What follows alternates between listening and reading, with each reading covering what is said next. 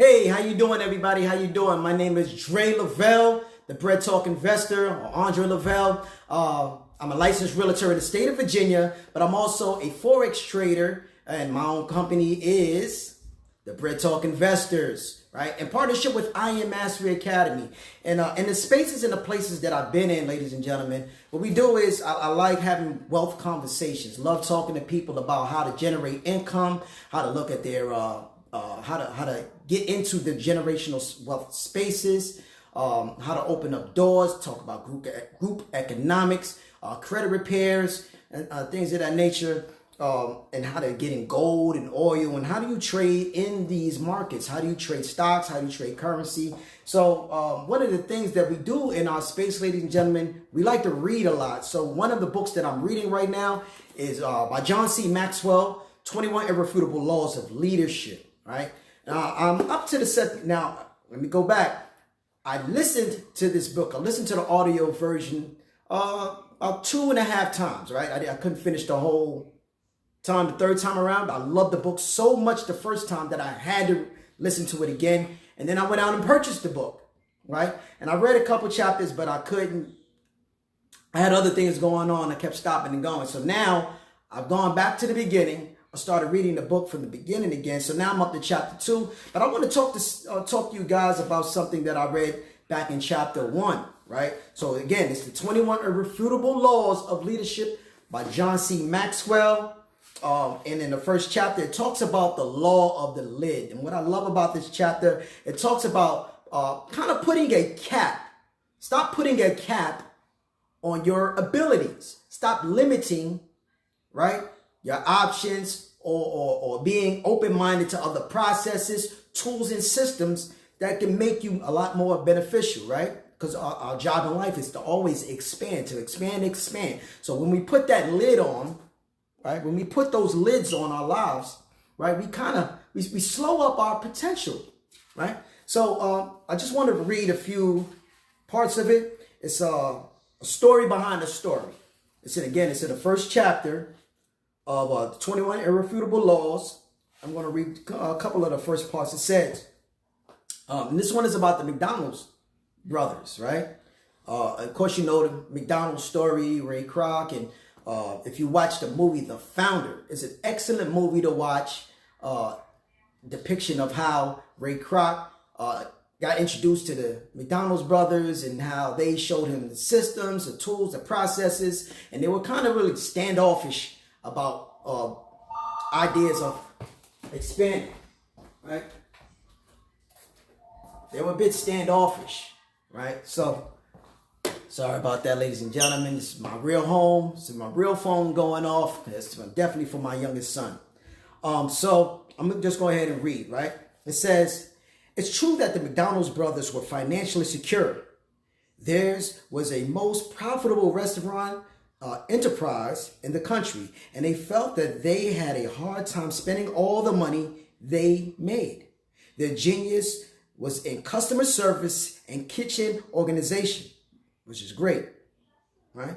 That talent led to the creation of a new system of food and beverage service. In fact, their talent was so widely known in food service circles that people started writing them and visiting from all over the country to learn more about their methods. At one point, they received as many as 300 calls and letters every month. Excuse me.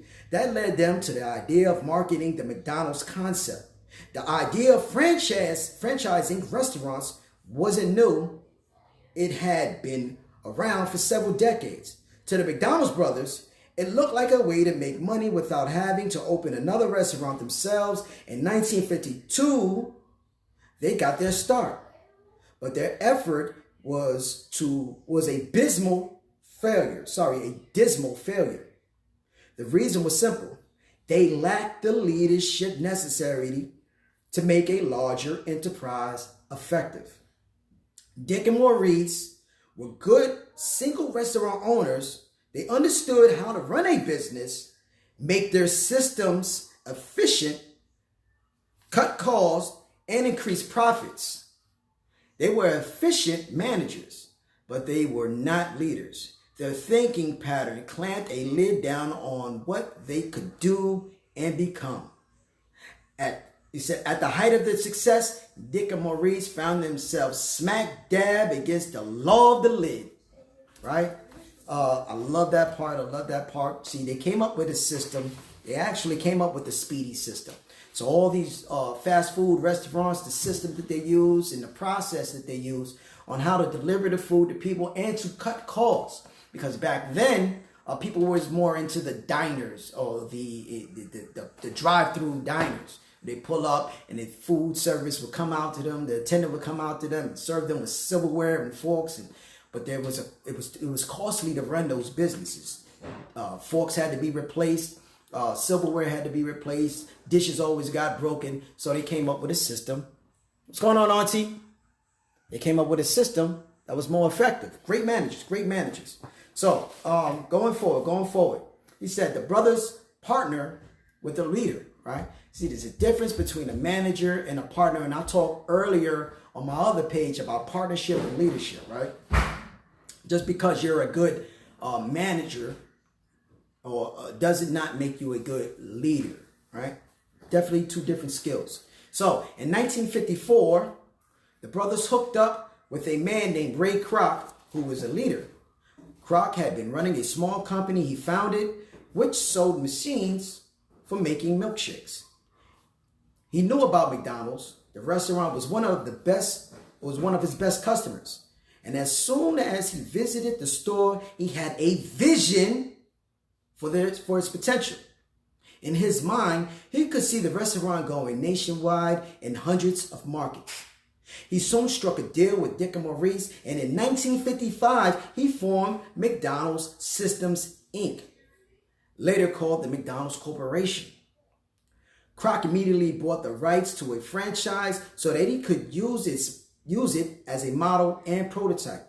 He would use it to sell other franchises. Then he began to assemble a team and build an organization to make McDonald's a nationwide entity.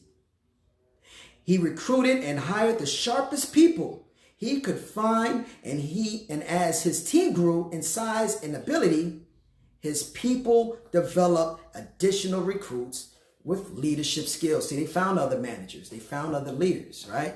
As they found other managers so they could maintain the system. That's what a leader does, right? In the early years, Croc sacrificed a lot. Though he was in his mid-50s, he worked long hours just as he had when he first got started in business 30 years earlier. He eliminated many frills at homes, including his country club membership, which he later said added 10 strokes to his golf game. During his first 8 years at McDonald's, he took no salary. Not only that, but he personally borrowed money from the bank and against his life insurance to help cover the salaries of a few key leaders he wanted on his team. His sacrifice and his leadership paid off. Because guess what? In 1951, for the sum of $2.7 million, Croc bought the exclusive rights to McDonald's from the brothers. And he proceeded to turn it into an American institution and global entity. The lid of the life of the company, of the leadership of Ray Croc was obviously much higher than that of his predecessors. Right? So, what am I learning from this passage, right? The McDonald's brothers, yeah, they had a good product. They had a good system. They had a good tool, right? But it took a man like Ray Croc to come along a few years later to stretch and go above and beyond, because he had no lid on the potential or the visions that he had for the company. See, in our lives, in our companies, in our businesses, or even if you don't have a business, in our just regular personal lives, if you put a limit on your abilities, then how can you maximize your full potential, right? I wrote something earlier, right? I said, the vision cannot be a success. I said, the vision cannot be a success if you don't, or you can't be a success without having high vision. You can't have high success without having high vision. Also, without having high action. You have to have in order to have high success, you have to have high visions as well as high actions. Right? You got to take action. You got to take action. You got to take action. You got to have a vision. Ray Croc saw a vision. He saw what these other guys were doing, right? And he bought himself into that business for $2.7 million, right? At the time. For $2.7 million, he created a global icon of a business that flourishes today, right? These gentlemen, because they didn't respect the law of the lid, they missed out on billions and billions of dollars of opportunity, right? So I definitely highly recommend this book, John C. Maxwell. It has a lot of great chapters in it. Again, the 21 Irrefutable Laws of Leadership. And there's a law of life for everything in here. Definitely tune in, definitely tap in.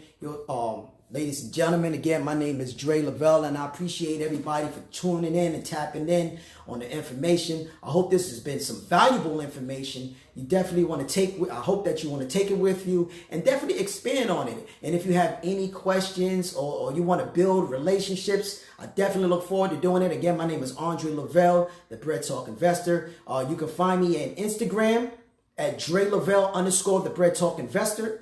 Or you can go to Facebook. I do have 2 pages. I only have 2 pages. One, you're going to find me at Dre Lovell, and at this one, Andre Lovell. Also, again, like I said earlier, I'm a licensed realtor in the state of Virginia, but I am also a Forex trader. But Bread Talk Investors is my actual personal company. I'm the CEO of that company in partnership with I Am Mastery Academy, the largest educational platform or trading platform in the world. So thank you for your time. For those that are looking to learn how to trade, definitely tap in. I love to answer your questions and build with you. Peace. Enjoy your afternoon.